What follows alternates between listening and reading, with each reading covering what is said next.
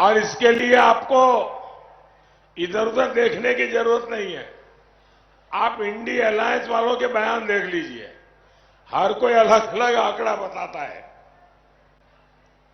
और उनके पुराने आंकड़े और उनके पुराने परिणाम देख लीजिए तो आपको पक्का भरोसा हो जाएगा कि पूरा इंडी अलायंस ऐसा निराशा की गर्त में डूबा है, ऐसा निराशा की गर्त में डूबा है कि अब उनको ये भी याद नहीं रहता है कि वो 2 दिन पहले क्या बोले थे, आज क्या बोल रहे हैं।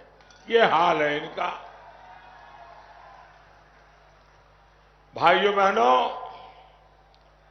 आप तो समझदार लोग हैं और कभी भी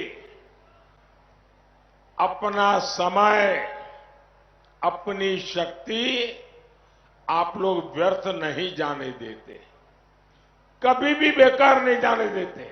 और कोई भी समझदार अपनी कोई भी अमानत बर्बाद नहीं होने देना चाहते। अब आप सोचिए, सपा को मिलने वाला एक भी वोट, कांग्रेस को पड़ने वाला एक भी वोट किसी काम का है क्या? कोई काम का है क्या? निरर्थक है कि नहीं है?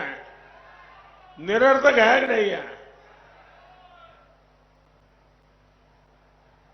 आपका वोट बेकार हो जाए, बर्बाद हो जाए, ये यहां का कोई मतदाता चाहेगा क्या? नहीं चाहेगा ना। और इसलिए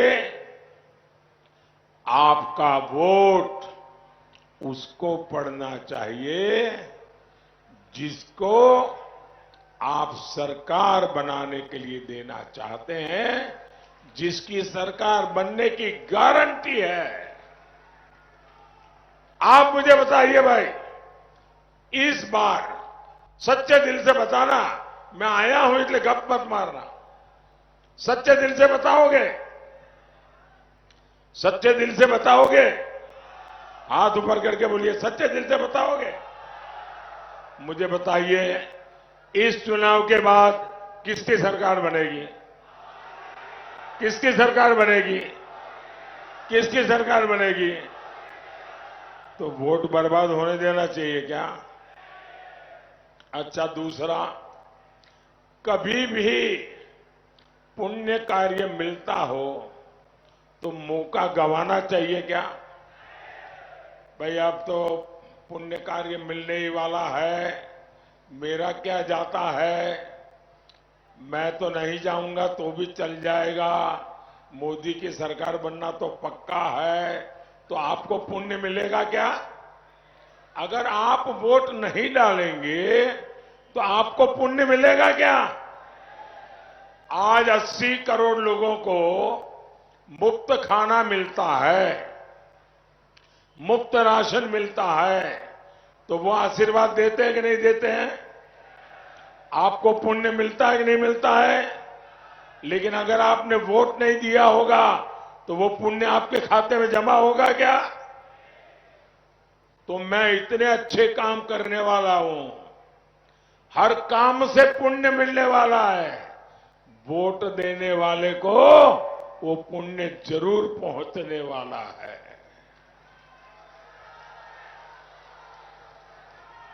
वोट दीजिए विकसित भारत के लिए,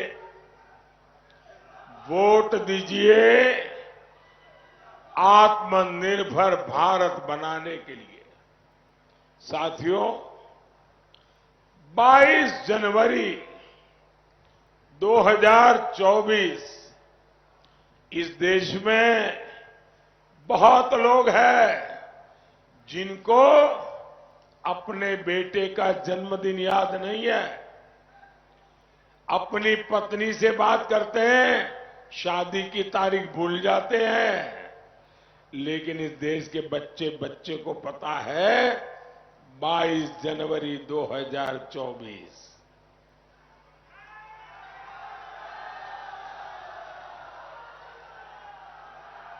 मैं 22 जनवरी बोलता हूं और देश बोल पड़ता है जय श्री राम।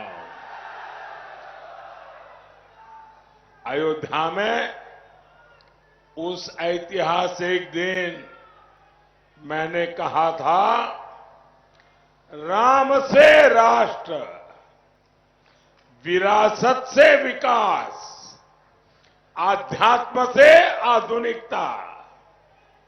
आज देश इसी मंत्र पर आगे बढ़ रहा है। हमारा भारत आज दुनिया की 5वीं सबसे बड़ी अर्थव्यवस्था बन चुका है।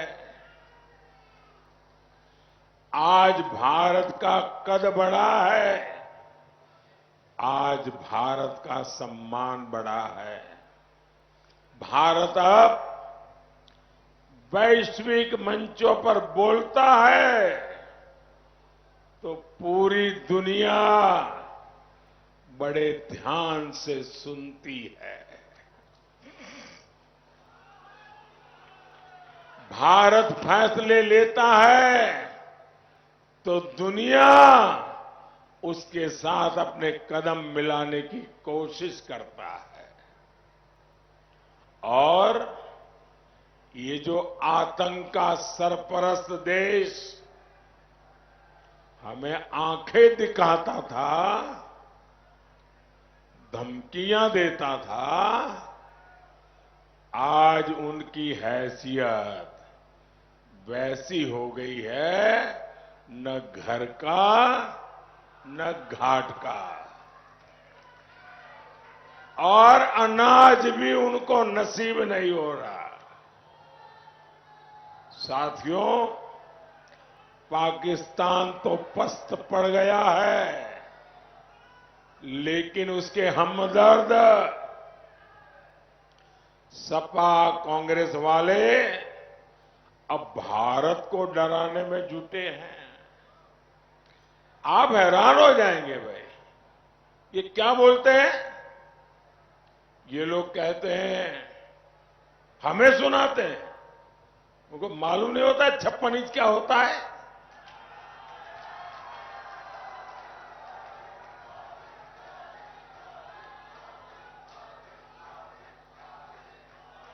ये कहते हैं पाकिस्तान से डरो, और फिर क्या कहते हैं? पाकिस्तान से डरो, उसके पास एटम बम है, एटम बम। मुझे बताइए भाई, भारत को डरना चाहिए क्या? डरना चाहिए क्या? आज भारत में कांग्रेस की कमजोर सरकार नहीं, आज भारत में मोदी की मजबूत सरकार है। अगर डरना है तो वो लोग डरे जो मानवता में विश्वास नहीं करते, जो आए दिन खून की नदियां बहाते हैं। डरना है तो वो डरे, और भारत न किसी को डराना चाहता है, लेकिन भारत हमें डराने वालों को कभी भी बख्शेगा नहीं, ये भी साफ है। और इसलिए भारत आज घर में घुसकर मारता है।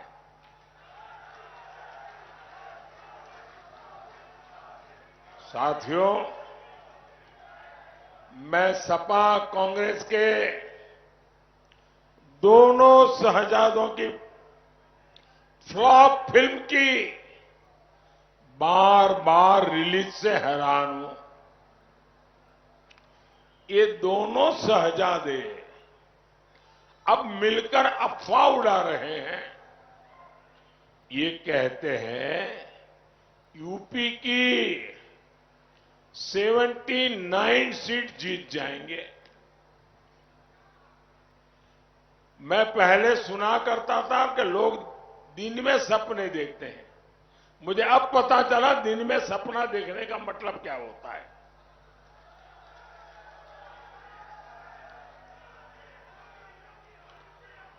चार जून को यूपी की जनता इनको नींद से जगाने वाली है और तब ये ठिकरा ईवीएम पर फोड़ेंगे। भाई और बहनों, इंडी गठबंधन की परिवारवादी पार्टियों ने तुष्टीकरण की सारी हदें पार कर दी है। हमारा देश 500 वर्षों से राम मंदिर की प्रतीक्षा कर रहा था।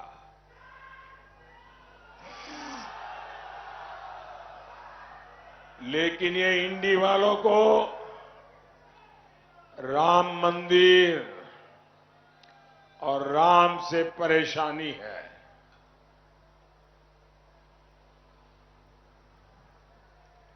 सपा के एक बड़े नेता कहते हैं राम मंदिर तो बेकार है, बेकार। सपा खुलेआम कहती है राम मंदिर जाने वाले राम भक्त पाखंडी है, पाखंडी। एक और इंडी नेता ने कहा राम मंदिर अपवित्र है। ये लोग सनातन धर्म के विनाश करने की बात करते हैं। और इन सब की आका कौन है? कांग्रेस पार्टी। कांग्रेस के साहजादे तो राम मंदिर पर सुप्रीम कोर्ट का फैसला जिसके कारण राम मंदिर बना है वो फैसला पलटना चाहते हैं। ये राम मंदिर पर बाबरी ताला लगाने का सपना देख रहे हैं। ये रामलला को फिर से टेंट में भेजना चाहते हैं। क्या इन लोगों को जवाब मिलना चाहिए कि नहीं मिलना चाहिए? वोट से करारी चोट करनी चाहिए कि नहीं करनी चाहिए? साथियों, कांग्रेस और सपा वालों को अचानक संविधान की याद आ गई। इसी कांग्रेस ने देश में आपातकाल लगाकर संविधान के खत्म करने की भरपूर कोशिश की थी। यही कांग्रेस है जो खुद का भी पार्टी का संविधान नहीं मानती है। ये परिवार ऐसा है कि बिहार के अति पिछड़े समाज के एक व्यक्ति सीताराम केसरी कांग्रेस पार्टी के अध्यक्ष थे। इनको पिछड़ों और अति पिछड़ों पे पता नहीं क्या नाराजगी है। एक शाम को मैडम सोनिया जी की टोली कांग्रेस दफ्तर में घुस गई और ये अति पिछड़े समाज के सीताराम केसरी को बाथरूम में बंद कर दिया। कांग्रेस के राष्ट्रीय अध्यक्ष को बाथरूम में बंद कर दिया और फिर उठा करके उनको फुटपाथ पर फेंक दिया और रातों रात मैडम सोनिया जी को अध्यक्ष की कुर्सी पर बिठा दिया। जिन्होंने कांग्रेस पार्टी के संविधान के लीर हीरे लीरा उड़ा दिए, वो आज संविधान कंधे माथे पर के नाच रहे हैं। साथियों, सपा कौन है? ये वही सपा है जिसने हमेशा दलितों के आरक्षण का विरोध किया। अब ये लोग संविधान की भावना के खिलाफ जाकर धर्म के आधार पर आरक्षण देने की पैरवी कर रहे हैं। ये लोग दलितों, पिछड़ों का आरक्षण छीनकर वोट जिहाद करने वालों को देना चाहते हैं। जहां कांग्रेस सरकार है, वहां उन्होंने संविधान की पीठ में छुरा भोंककर कानून बना दिया है। कांग्रेस मुस्लिमों को आरक्षण देने के लिए बाबा साहब आंबेडकर का संविधान बदलना चाहती है। सपा भी इस दलित पिछड़ा विरोधी षड्यंत्र में कांग्रेस के साथ खड़ी है। इसलिए आपको सपा कांग्रेस को यूपी में पक्का सबक सिखाना है। साथियों, भाजपा सरकार विकास भी, विरासत भी इस मंत्र को लेकर के चल रही है। एक क्षेत्र तो वैसे ही अयोध्या के